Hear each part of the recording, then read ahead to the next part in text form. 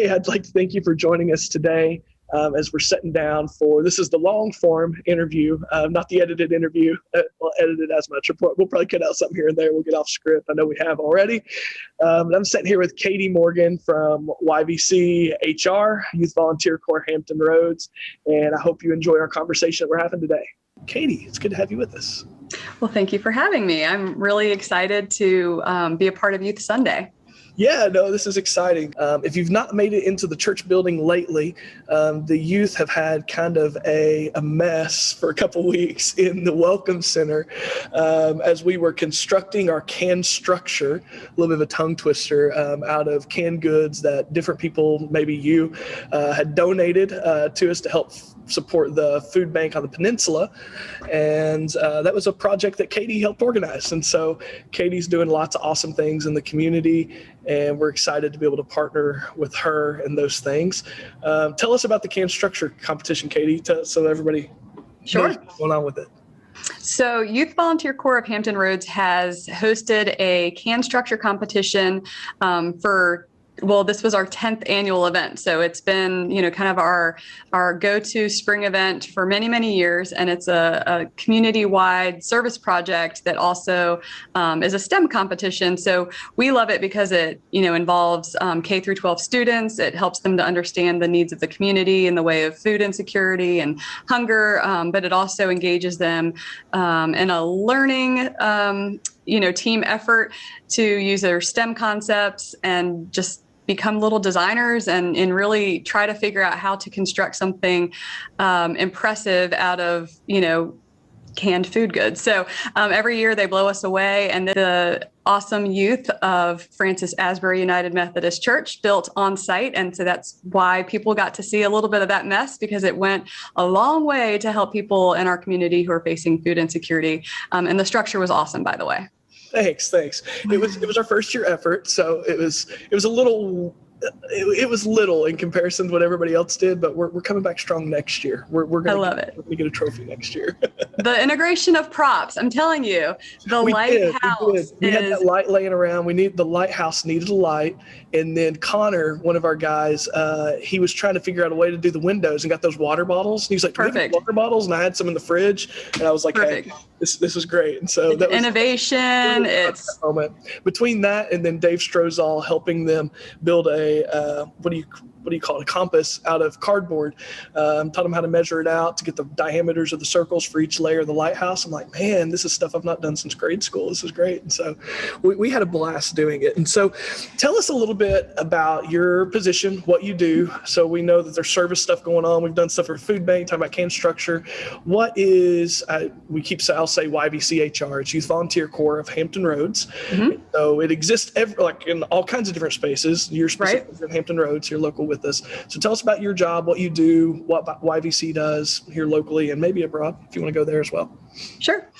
So Youth Volunteer Corps of Hampton Roads has been around since 2009. So we're 11 years and a half strong, and we're an affiliate of Youth Volunteer Corps. So Youth Volunteer Corps stretches across North America, and the mission of our organization from Canada, across the United States, is to engage middle and high school students in meaningful service opportunities, to help them gain, perspectives of the needs of their communities, to help them to build career readiness skills and, confidence in terms of 21st century skills, and, just making sure that they are networked within their community, building those positive peer relationships and understanding the organizations that serve our great community and how they can get plugged in. So our whole organization is a youth development organization, and the vehicle for that youth development is service. And so that's what we do year round. During the school year, YVC offers afternoon and evening and weekend service opportunities that youth can sign up for.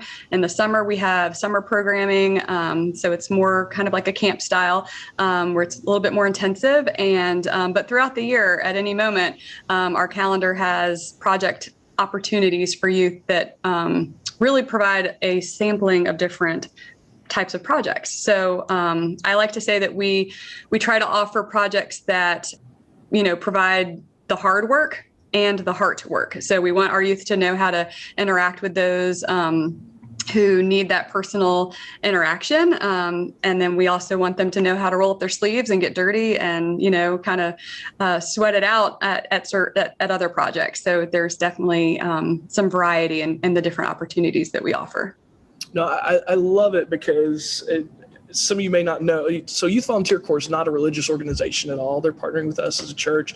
And I love how some of our ideology aligns in those perspectives of that you guys look at it as a development of youth. And for us, that's a huge value for us as well, because what we want to see people, we would use like the term maybe like discipleship or people becoming more like Christ likeness develop. And that stuff happens through the hard work and the heart work, like you're saying. Yeah. The kind of stuff that you can teach in those moments side by side with somebody in the context of real life can only happen in that spot.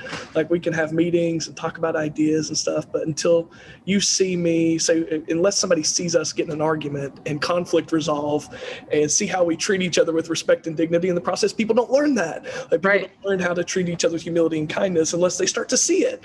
Right. Like we naturally do. And so I love that. And I love the opportunity that you're helping bring to us to be able to plug our youth into things like that. What are some of like the big projects that you guys have been doing in Hampton Roads or big causes you guys have been supporting? Because I'm sure that's what our people want to know. Like, what have you guys been doing? Like, what's this structure? And I know just from previous conversations with you guys have done a lot of construction type projects and stuff. So let our people know, what have you guys been doing? Sure. Well, I'll start with highlighting some of our construction projects. It is an initiative that we have really been focused on for the past couple of years for a number of reasons. First of all, the kids love it. The youth are really excited to, do the hard work, but also learn how to use power tools and see the beginning, middle, and then completion of something that is, ultimately being donated to the community or filling a need in the community. So, the other reason, before I'm going to leave y'all hanging on like, what are they building? What are they building? The other reason that we're doing that is because we really believe that we want youth to be exposed to career opportunities so that, a lot of the construction is just destigmatizing the trades. We have so many wonderful career opportunities right here in Hampton Roads. And so for youth who don't have the opportunity to take shop classes or things like that at school, they may not realize that, wow, this is a really viable option for me in the future, or as a non-traditional, and really what is traditional anymore. So I don't even like using that expression, but, sure. Just different avenues where they can, pursue a really lucrative career, really fulfilling career. So our latest has been building beds, and we partner with organizations. So YVC is not a standalone kind of like we work in a silo situation. We very much are big on collaboration. And so we collaborate with other nonprofits and schools and organizations that need volunteers. And so Sleep in Heavenly Peace is one of our big partners right now, and they coordinate bed builds. And so we have been partnering with them to build beds for children in our community who don't have a bed to sleep in. And the service learning opportunity there is, there are kids right here in Hampton Roads who don't get a good night's sleep. And what are the short-term and long-term effects of that? How does that hinder their success and their future opportunities if they are lacking some of the, most basic needs, which is a good night's sleep? So just a couple weekends ago, we had 28 youth volunteers built 30 beds in one day. And it was amazing. So and they get to handle all of the tools. So they're using drill presses, they're using power drills, they're using power sanders. They're actually dipping the wood in the vat of stain, and, they're applying the stain, and they're using the branding iron to brand the logo on the bed. And the cool thing is that it doesn't stop there. Once those, the bedding and the mattresses and everything gets donated to accompany those beds, then our youth can sign up with their families to actually go and deliver those to the children who are going to have the beds. So there's, it's just a nice way for them to kind of see the fruits of their efforts, and also, just make that connection with children right here in our community. So we've been building raised garden beds for community garden. Oh my gosh, if you're ever on 64, obviously on this neck of the woods, so on the peninsula, and you drive past Bluebird Gap Farm, you can actually see something that we built back in the fall called the Goat City. And it's an enrichment or a playground, an enrichment structure for the goats because they live in captivity. And as we know from being holed up for several months during the pandemic, that we all need stimulation and, things to do when we're in captivity. So the goats now have a multi-level play structure that our youth designed and built. That is so cool. One of the favorite things I want to bring out of that is the idea of one of the reasons we're excited to partner with YVC is for those connections, like you're talking about with Sleep in Heavenly Peace. Mm-hmm. I would say 95 or maybe even I would say all of our church people probably have no idea an organization like that exists. But you're able to work as that bridge in between to help connect us to so many worthwhile causes that help bring light and hope and goodness to our community. And Absolutely. So it's so rewarding. We're talking a lot about partnership language and we still don't know what it's going to look like. If we're being honest, we still just lean into it and see where it goes. And so we realized that whenever we approached about doing volunteer stuff with you, we realized you didn't have a presence on the south side. And we're like, hey, we're on the south side. We want what you're doing here on the south side. How can we help? We're like, maybe we can partner together. And so maybe it will be that we have somebody here at the church who's a part of YVC, having an office in a room somewhere, or we don't know what it's going to look like, but we know that we want to get youth involved here. There's tons of opportunities because schools are requiring volunteer hours from kids. And it just gives us a real easy way to connect with kids in the community and to be a good influence on them and to help lead them in ways of development. And so there's tons of awesome things about it. But what excites you about coming down to the south side and partnering with us, and what's on your heart for all this? Gosh. Okay. So it's gonna be hard to nail down a couple things in a few minutes, but I'm going to try really hard to highlight all the things I'm excited about. And I will say the really cool thing about it is that YVC has a model that is proven, that is, we have a reputation on the peninsula and in parts of the south side where we have been able to touch prior to the pandemic. People know that they're going to get a quality experience when they drop their kids off or when their older teenagers drive to our projects. They know that they're going to get a quality experience and they're going to get service hours that they need, but they're also going to have a developmental experience and lots of opportunities to network with their peers and that type of thing that you can't really put a price on. And it is difficult to, as a child, so I'm talking 11 to 18 years old, to find service opportunities on your own. It's just, so we take that, we take all the logistical stuff out of it for a youth volunteer. And we just say, just come, sign up, you show up, we're going to facilitate this project for you. We're going to make sure you come prepared because we're going to, provide the waivers that they may require. We're going to make sure that you wear the right shoes if we're getting dirty. We're going to make sure we have extra gloves if you need work gloves. And so it takes that part out of it and allows them just to be fully focused on the experience. And then the model is that it's service learning, so it's not just come check a box, get your hours and hit the road. We weave lessons into each project so that they're learning more about their environment or they're learning more about, a certain population or a struggle that a pocket of our community is experiencing so that they can be better, more compassionate, empathetic people. They can become better leaders. And then they can also just have those cross-cultural perspectives and really make sure that as a leader that they understand people from a variety of circumstances. So that's what we bring to the table. And so anytime we can pursue an opportunity to expand our mission, to expand those opportunities to youth, I just get really excited. And I'm sure everybody is aware of how tricky it can be to navigate bridges and tunnels. So we have made so many great efforts to provide opportunities on the south side, but not on a consistent basis. And I think that, YVC has such value. Just youth service has so much value, and those collaborations have so much value that it just is an answered prayer. And it was actually part of our 5-year strategic plan several years ago, that we would have a satellite office somewhere on the south side so that we could build up a team that is based on the south side, so that we can then develop these community partnerships on the south side with organizations that we can't consistently support or that we may not even know exist yet.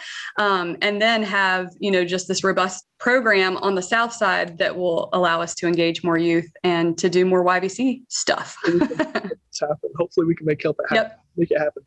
I think the big things that stood out there was I don't think you use this phrase in particular, but providing a safe space for teens to come, and for 11 to 18 is the ages that you guys span, right? 11 to 18. Yes. And so providing a safe space for those kids to come and learn, like that's a big deal. Is that the fact that we're in the day and age of like having somewhere that they can go where it is. And then the other thing is the word you said, empathetic. And so empathy, I think, is like one of the biggest gifts that we can be given, to be able to take a glance in somebody else's shoes. I think in the church world, the way that's manifested itself is we take missions trips a lot. Yes. So every summer we go to some other country, Mm-hmm. spend a couple of days, maybe building a house or doing something like that. It's such a cool experience. We see other people's struggles and this and that. And a lot of people don't realize that kind of stuff, maybe not to that extreme, but that poverty and that hard way of life is happening in our backyard. It's just people don't have the eyes to see it. Right. So I think being able to open that door for people to see it in our own backyard, it gives people that gift of empathy. And I think that helps us in a world that's so divided and torn whenever it comes to politics and opinions and whatever side of the aisle you're on. Empathy is like the great winner in all of it. It's the great leveler, equalizer. You take a look, and from my perspective, I take a look from your perspective, and we see each other's pain and struggles. And so I'm so excited for our youth to be involved with you guys. So it's going to be so good. I know that people are like probably itching and feeling excited right now, like listening to this and all the good things that you guys are doing, and excited about whatever our future is going to look like together. Mm-hmm. What are ways that, because the majority of people watching this are probably not teenagers, or probably not in the 11 to 18 age bracket with our social media and where this is going to be at. What's some practical ways that adults in our congregation can support what you're doing or get involved in somehow? I don't know if you guys have adult chaperones or like whatever things that you do. What's practical ways that we can get involved? So I think, let's see, I may have mentioned building a team.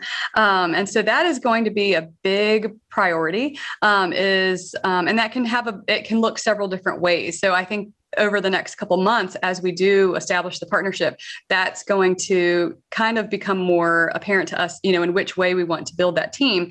But for those who are interested in saying, oh my goodness, this sounds like something I really want to get involved in, then for the adults who want to help out, we do need to build our team leader, like our core team of team leaders. And so team leaders are the adults who they are at the work site. So the service site, they're checking youth in, they're facilitating the part of the project that we are in charge of. And that looks different at each site.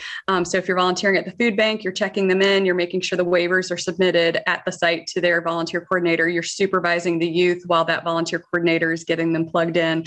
You're conducting a service or facilitating a service learning lesson and some reflection at the end. But all of it is thought out and planned well in advance. So it's never like you're shooting from the hip and you're operating on the fly. So it's just training up a group of committed adults who say, I could commit to one project a month, and I will team up with another team leader, and we will, lead these youth through that project and supervise them and make sure they have a really wholesome experience. And so that is, of course, a huge priority. What that looks like for us here on the peninsula is we have team leaders who are students at CNU, and we have them during the school year, but then they disappear for breaks like winter and summer. And so we build up our team, kind of like an interim team until they come back. And we have them all 4 years of their undergraduate experience. So it's very much like a commitment. And they are they're kind of like the face of YVC for a lot of our youth volunteers who go to these projects.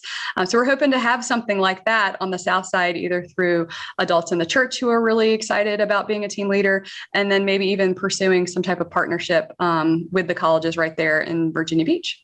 Yeah, we got a bunch of them. you're here. I think that's so cool. I'm so grateful. The way that this relationship got started was from somebody in our church, Carrie Lyon. Yep. So she's somebody who's really passionate about this and wants to get this off the ground. And so if this is something that you're interested in helping get this team off the ground, this sounds exciting to you, shoot me an email. Shoot Carrie an email if you know Carrie. My email is brantley@francisasburyumc.org. And we'd love to get you connected with Katie and begin looking what this process looks like. And so we're here kind of like laying it out on a platter in front of you going, here's what's available. And I know this is exciting and ring true with somebody. And so as we wrap up here today, I want to kick it over to Maddie for our kids message. Thank you so much for joining us, Katie. Thank you for having me.